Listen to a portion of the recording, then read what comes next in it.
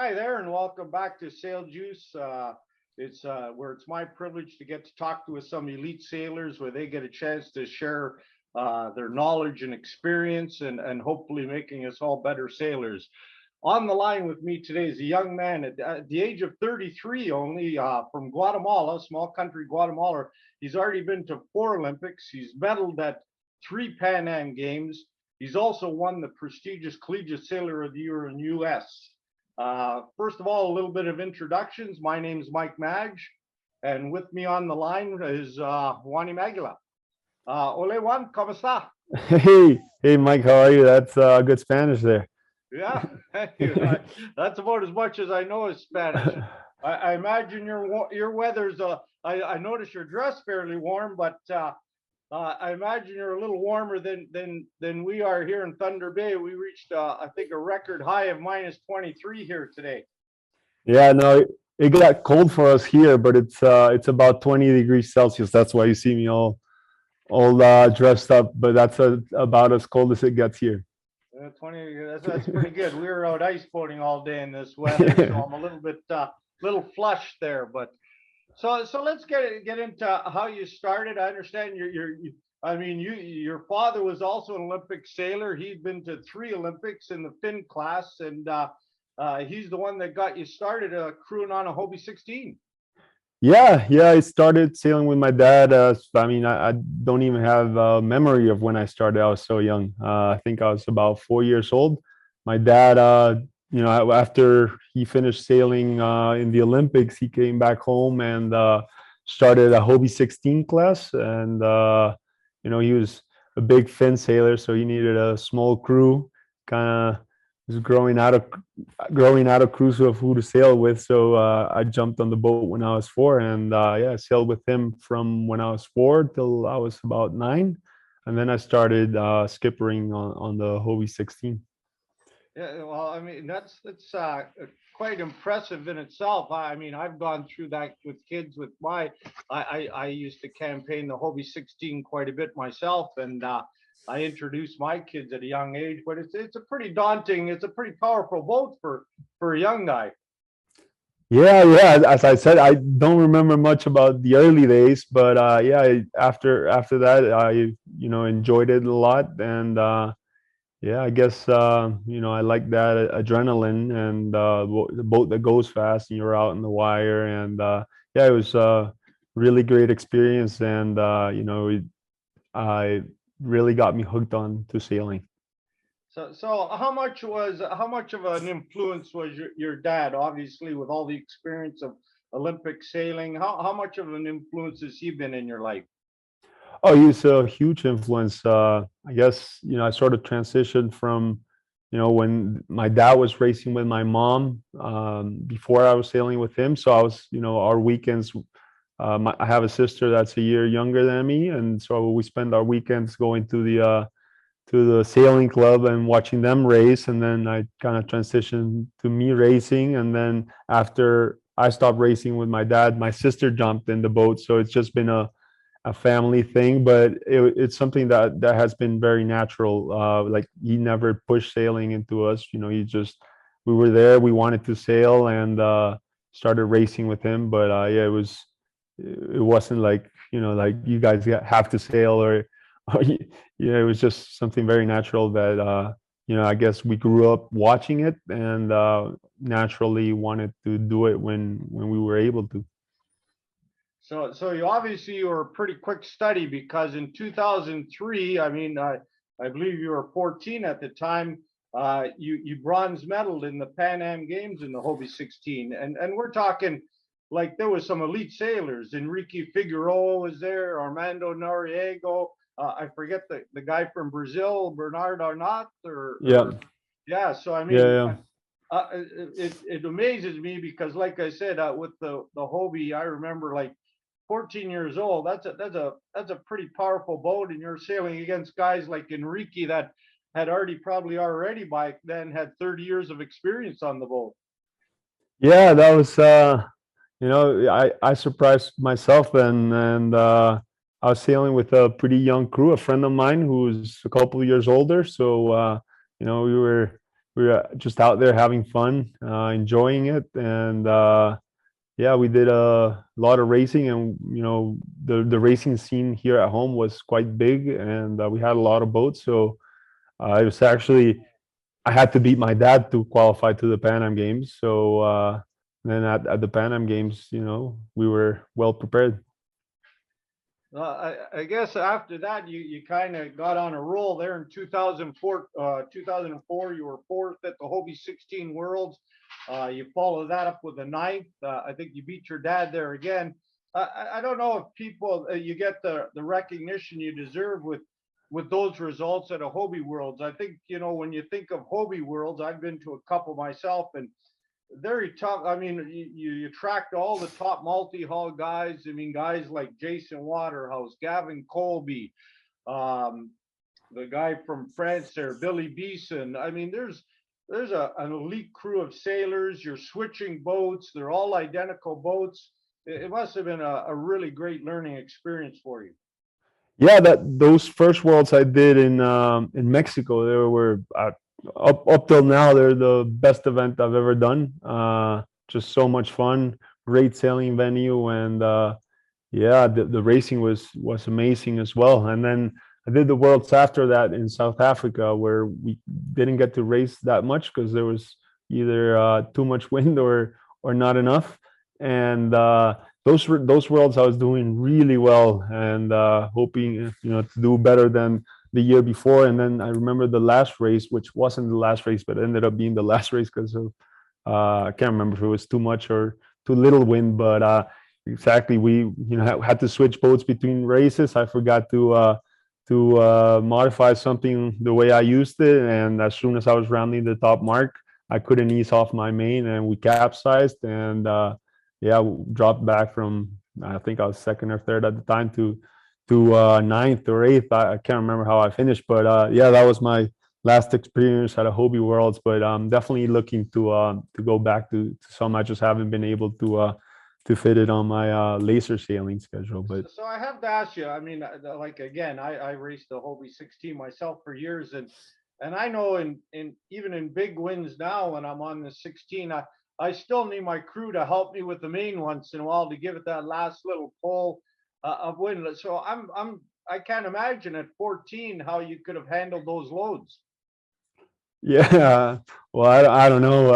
I guess it's just from I started skippering when I was 10, I believe, and even when I was racing with my dad, like I was trying to take the helm whenever I could. So when we were racing out to the race course or coming back to the race course, I was always driving. So yeah, I started doing it at a very young age. So probably when I was when I had my dad crew for me when I was like 6 or 7. So yeah, so it's been doing it a long time.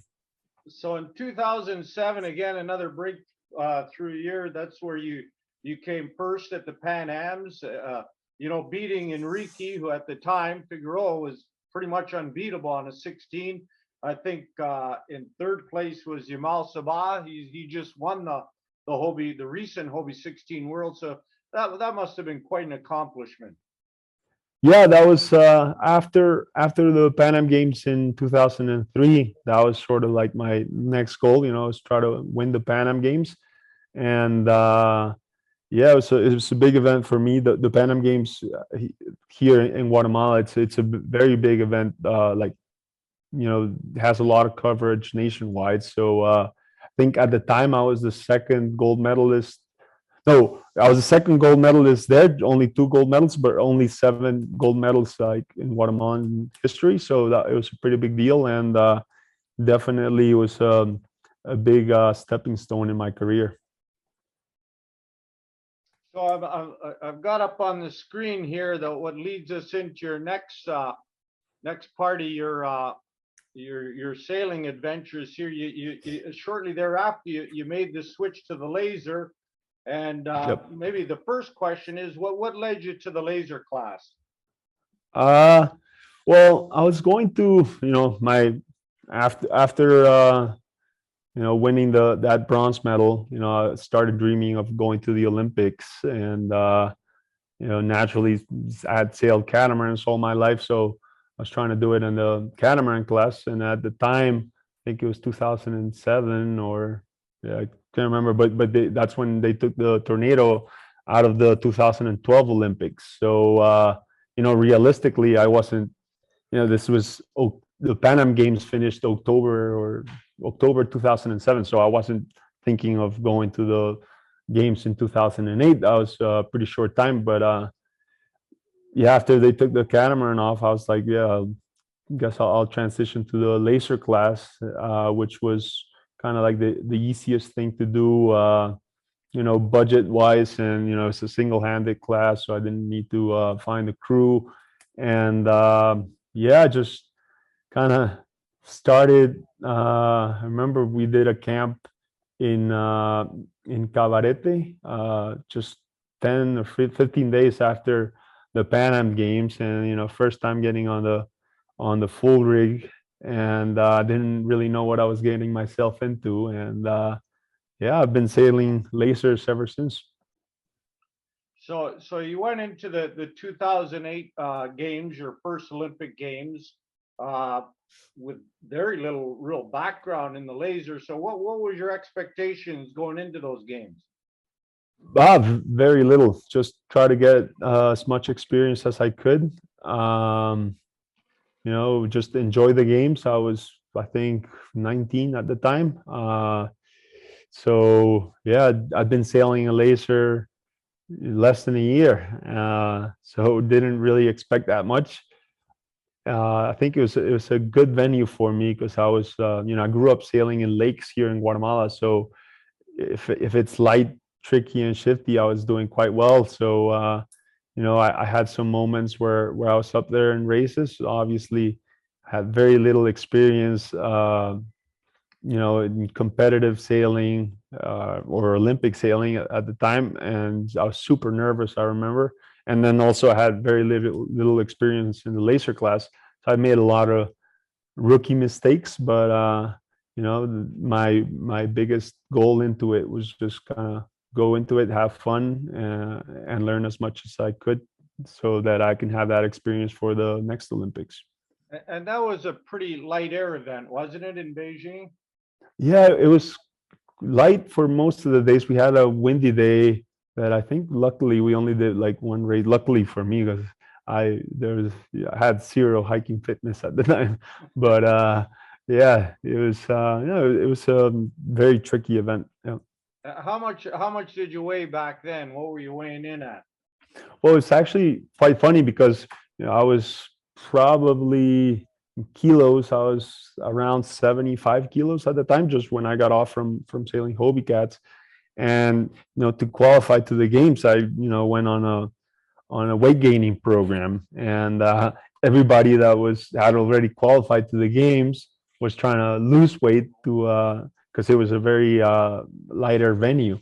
And I remember, like, after I qualified, I talked to my coach and said, like, listen, now I have to like drop all this weight so I can do well in Beijing. And he was like, no way, you're not going to do well in Beijing, regardless if you lose or drop weight or whatever. So, I kept going on a weight gaining program so that, I could be better prepared for the next Olympic cycle. So I think I did those Olympics. I went from like being like the lightest in the laser class probably at the time of the qualifiers in February to like one of the heaviest at the Olympics. I was probably like already at like laser weight, probably 82, 83 kilos. But everybody else, I was looking at pictures recently, and remember seeing pictures of the guys there. Just wow, everybody was so skinny. Yeah, I remember Paul Goodison, I believe, won that event, and I think he said he got down to about 71 or Yeah. 72 kilos for that event. Yeah, no, Diego Romero, who's my coach at the time, at the last few Olympics, and he finished third at that event, and he was 73. And I was seeing pictures of him then, and it seems like a different person. So obviously, for your next Olympics, now we move into 2012. You're moving into London, a fairly windy venue. Again, you had more experience under your belt, so were your expectations a little higher? You obviously had a good result. I think you finished, what, ninth in that Olympics? Yeah, Yeah, I did. So after Beijing, I took 2 years off from sailing, went to college, did some college racing, but very little laser sailing, and then took 2 years off from college just to, do all the events and get into it full time, heading into London. And I think my results were improving, from 2008, 2009, 2010. But then I had a really good year, kind of like the year before the Olympics. So I improved a lot. I started working with Larry Lemieux, and Canadian. yeah, Canadian, yeah, and we improved a lot. So I was doing working with Larry and having some training camps with Diego, and I improved I improved a lot over a few months. Remember, we did the worlds in Perth, so December or late 2011. I finished 20 something, and then we did the worlds in 2012, and I improved so much at the time that in those few months that I finished fourth at the worlds in Germany. And then I had a very successful year the year before the Olympics, or the months before the Olympics, finishing fourth at the worlds, medal races at most events, and then I finished second at the Europeans. So I kind of, it switched my expectations. 6 months before the Olympics, I was just trying to get a good result, do it as best as I could, and then all of a sudden I was like finishing fourth at World, second at European. So definitely my expectations changed, and kind of changed to where I didn't want to put like a cap on what I was expecting. Just trying to do my best and aiming for a medal finish, but knowing that it was tough. But I was in it. I was in the fight for most of the event, and then I remember I had a terrible last day and dropped back to eighth, and then had a pretty bad medal race, so fell back to ninth. But I had a really amazing year for myself at the time, and yeah, it was kind of, yeah, it was a lot of hard work in the years before that kind of led to making very small improvements, but that make all the difference. The laser class, it's such tight racing that you change a couple of things here and there, and all of a sudden you're doing a lot better. And that was the year Slingsby. I think he had that. He was kind of introduced that low mode upwind where he was pretty much untouchable, wasn't he? Upwind. Yeah.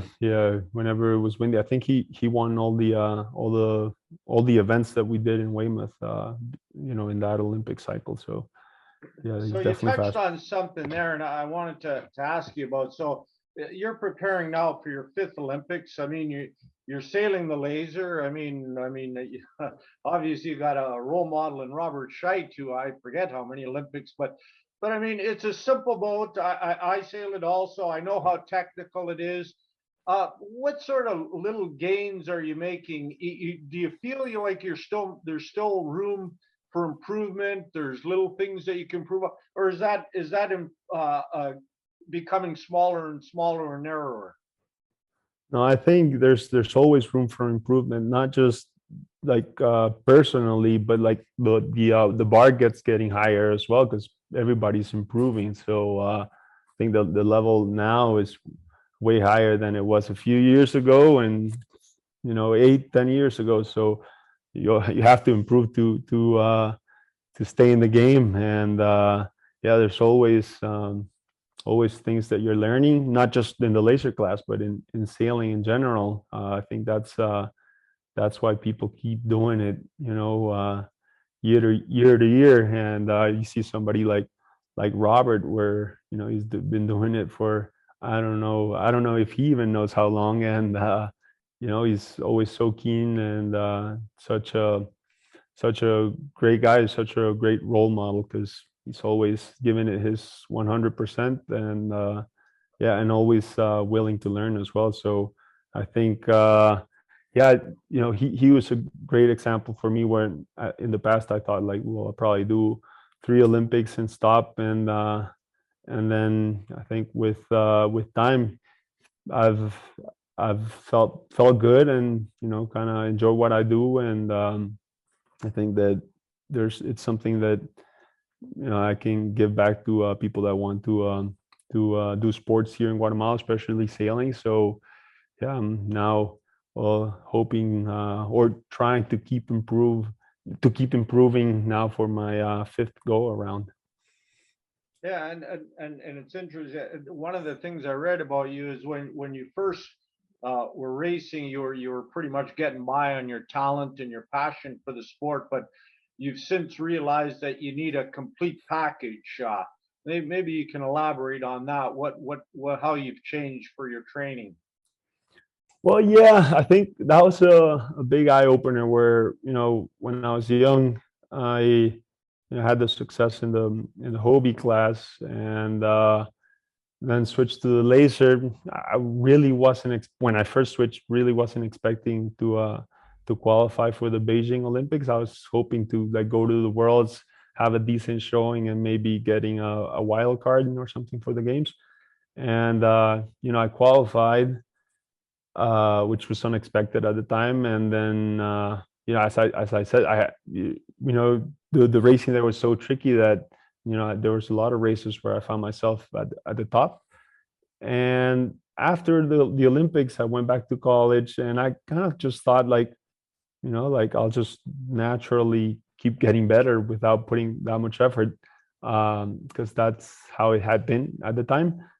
And so I didn't really work on my fitness, didn't do much. I was doing college sailing, but not doing much other than that. And then I went to the first World Cup in Miami in January, so 6 months after the Olympics.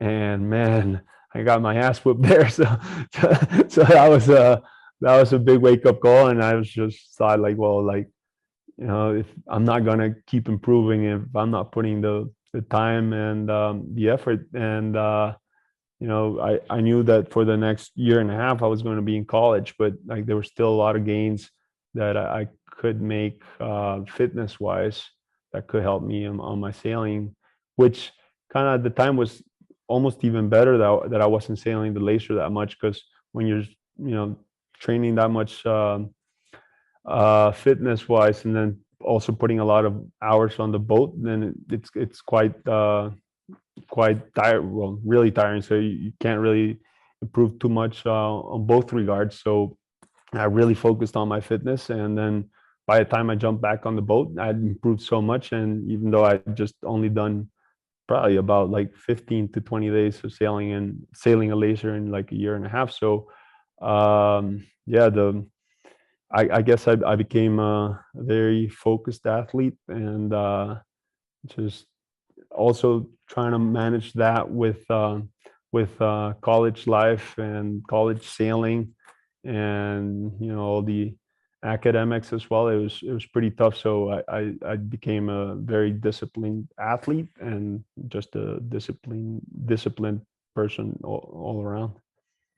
So it's interesting when you talk about, and everybody I think realizes like how physical the laser is as a class, and how much you have to work. I remember reading about Tom Burton, and he said he actually had to scale back his fitness training. He had to learn that less is more, that he was trying like to cycle at the level of a Tour de France guy, run marathons, and like you said, I guess that could be quite taxing on the body, and get to a point where it actually takes away from the sailing.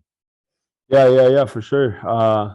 I think also just when you're trying to sail a lot, especially if it's heavier sailing, and then also doing a lot of things, then also it could lead to injury. So that also happened to me. I From 2011 to up to 2016, I was I had a lot of back injuries, and I ended up having surgeries. But yeah, that was definitely caused from not knowing when to hold back, and kind of, I guess it's also taking like a more I guess scientific approach to like how much you could or how much load you can take up from your training, and on the water and off the water as well. do you design your own program, or do you have a fitness guru that leads you through your program?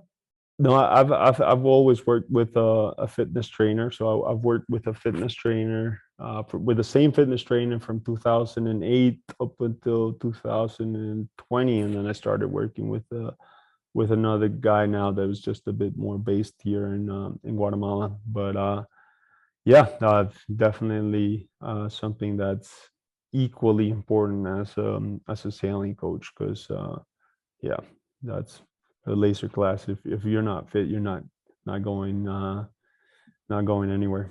And without getting too specific, like what are some of the main exercises that you concentrate on?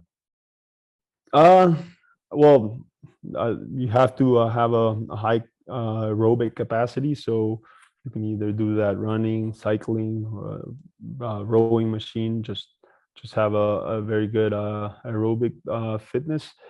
A lot of hiking bench. I was doing a lot of hiking bench, especially when I was in college and I wasn't sailing the laser, and I was just doing a lot of hiking bench. And then also just having a strong core.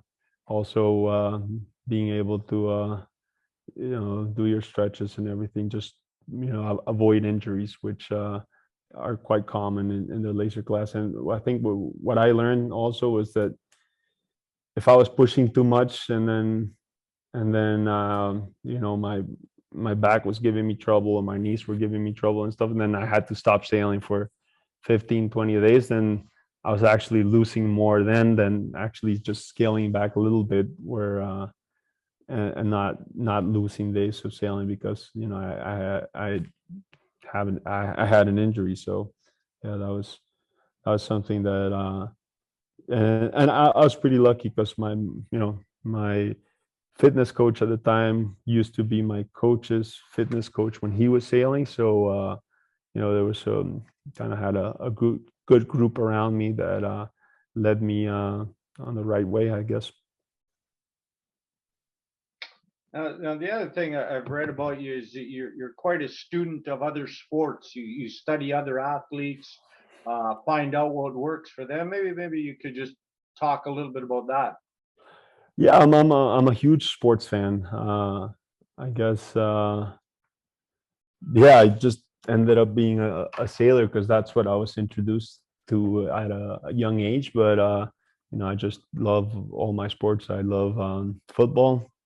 Well, both footballs, American football and actual football. I love basketball, and I'm a pretty keen cyclist. That's something I got into because of sailing. Started when I started sailing the lasers. I kind of used that as my kind of secondary training, and yeah, I'm a big fan of cycling, and that actually opened a lot of doors for me. That now I'm in the cycling business, and I own a business here in Guatemala with cycling products. So that's kind of the other sport that I do competitively now, and at least the last couple of years I have, and this year that I've since well, or the months I've taken off since the Olympics is because I've been doing that, and yeah, I've been having some success down here and just enjoying it a lot. Well, hopefully, you got some bikes down there. It's almost impossible to find a bike here with COVID. I Yeah, might I have to know. I might Yeah, have to hit you up with getting me a bike and shipping it up to me. yeah. Well, I can hook you up. So moving ahead, Nick Thompson was on with Andy Rice. He's the proprietor of this SailJuice.com, and him and Hamish Wilcox have Mhm. put a Road to Gold series together, a great series about 12 steps to improving your sailing. And I understand Nick's going to be coaching you, and one of the things he talked about is he's really big about the process, not looking at the outcome all the time, and looking at the process. So when he finishes a race, trying to analyze, what you did right, what you did wrong, where you can improve, and not getting so hung up on what place you finish. Is that something that you want to work on, or? Yes, yes, for sure. I think, especially, I guess the last Olympic cycle, or the year before Rio as well, I kind of became just too result oriented, and that kind of took off from how much I was enjoying sailing at the time. And I thought after Rio, I was definitely going to quit, just because I wasn't enjoying it anymore. Because the laser class is so competitive, and I was only enjoying it when I was doing well. And you don't do well a lot of the time, or in the laser class, like most of the time you don't do well. Like there's so many guys that could do well at any event. So yeah, I think from then I've switched my mindset to where I'm enjoying a lot more what I'm doing. And yeah, I think now my biggest goal for this next Olympic cycle is being able to do the same that I've been doing, but kind of based here in Guatemala. And that's what we'll be working on with Nick. I'm older now, have a family, have a young kid, so have different priorities in my life. And yeah, I think with this approach, it just really seemed right. And yeah, I'm on Nick's 12 steps to gold. So hopefully, yeah, we'll start training the next week actually, and then we have a training camp in February. We're going to the Canary Islands, and then a bunch of racing this year in Europe, and the Laser Worlds in Mexico. So yeah, I'm definitely very, very excited for it, and I've been training a lot fitness wise, just to be ready to get back on the boat. And actually, I'm quite keen to get back on the boat. It's been a while since the Olympics. And actually, that's one of the things Nick brought up when he was prodded or asked about, what he would have changed over his years of campaigning. And he says, looking back on it now, he wished he could have enjoyed the journey more. And is that what you're hoping to incorporate? Yeah, yeah, for sure. I think my goals or my reasons to do it have been changing in the past. Um, and yeah, didn't really have the result I wanted in Tokyo. And after that, had a long think about it, and I was thinking, I had what, he was 5 months old at the time, my son. And I think big motivation for me in for Paris is like, yeah, hopefully he'll be old enough to remember. And I remember watching my dad at the Olympics. He wasn't racing at the time, but he was coaching in '96, and that was like one of my first memories of the Olympics, watching him at the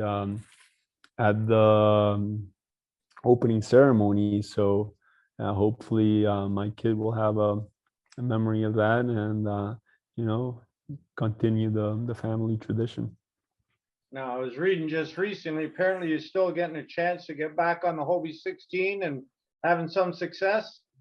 Yeah. I've always tried to, whenever I'm home and there's a regatta that weekend and stuff, I've been trying to do it. We did a couple events a couple years ago with my wife. My wife is just the perfect size for a crew for me. So yeah, we've done some events, and yeah, some. It was her first time on the boat, and then this year I did the Hobie 16 Nationals, and I was actually quite surprised how well I did. I won every race, and just yeah, had a lot of fun on the boat. And yeah, I'm looking forward to when I can. Yeah, the Hobie Worlds. I really want to get back to the Hobie World, so I'm really looking forward to a time where something's available on my calendar and it just happens to be the Hobie Worlds, and I can train a bit for it. And yeah, last time I did it was 2005, so it seems like a lifetime ago. So surprisingly, I remember the last time I remember interviewing you in the Hobie Hotline when you're about. So you talked about possibly getting into an Olympic campaign on the multi-hull, and you talked about that about maybe with your sister. Is that something to look forward to in the future? Or? Yeah, I guess we both did our Olympic campaigns. We're both in Tokyo. Yeah, and I don't know, possibly in the future. Right now, I'm just really focused on in campaigning in the laser for Paris, and then we'll see what doors open up. But yeah, like the catamaran's always a lot of fun, and yeah, watching the guys foiling past me at 30 knots while I'm doing 5 and suffering a lot. That seems like a lot of fun. So hopefully it's something I can do in the future. Yeah. So maybe just I'll leave you with a thought. A lot of times, especially I come from Canada. It's a pretty remote place, and I get an opportunity to coach some kids, and they all think that they have to be, in the big mega center of sailing to be a good sailor. But I mean, you came from a very small country. I think at the time when I first interviewed you, you said there was only maybe 20 people sailing.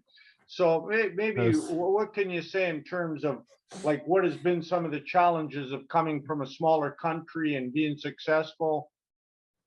Yeah, well, first of all, we're still about only 20 people, so hasn't grown much. But yeah, I think for us or for me, what's worked, I was very keen at the beginning, knowing what I wanted, and knowing that I had to, work really hard to get it. So even when I was sailing the Hobie cats, I remember going to the lake by myself and just sailing for hours and hours and doing a lot of tacks, a lot of jives, working on boat handling and stuff. Just there's always stuff that you can work on uh, by yourself.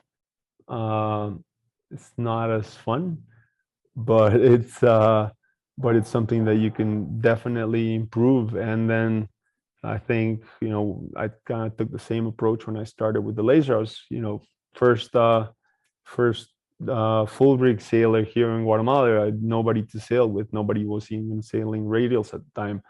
So I was just kind of doing the same, just taking my laser out, hiking for a long time, improving my fitness, and then just making gains so that when I would go to an event or a training camp outside, I was always improving, and then I guess I showed those improvements whenever I was going outside and having the chance to be with other boats, and then also kind of taught me just how fun it is to race.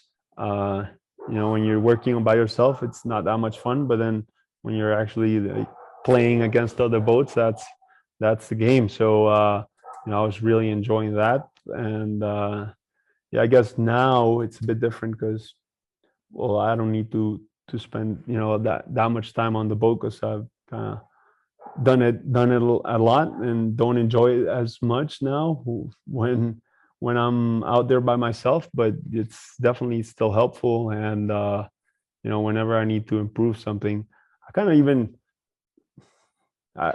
even when I'm at events or at a training camp or something, and I'm not happy with how I'm doing something, I'll just go out by a day and sail by myself. So there's definitely a lot you can work on, being there by yourself and having no pressure from other boats, so you can just focus on improving what you need to improve and getting the things down as you need to. So yeah, that, And that you was and you do that without even a coach observing you. You do that all on your own.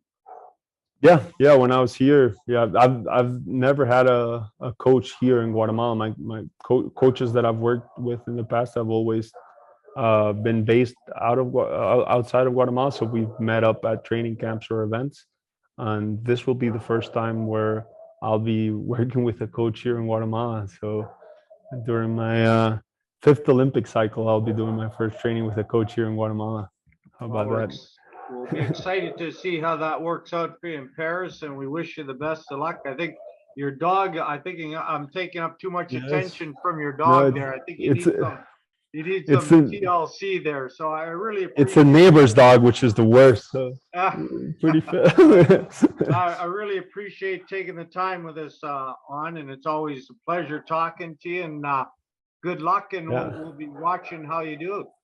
Yeah, well, no, it was a pleasure, and yeah, I hope we can do it in the near future. Thanks a lot for having me on.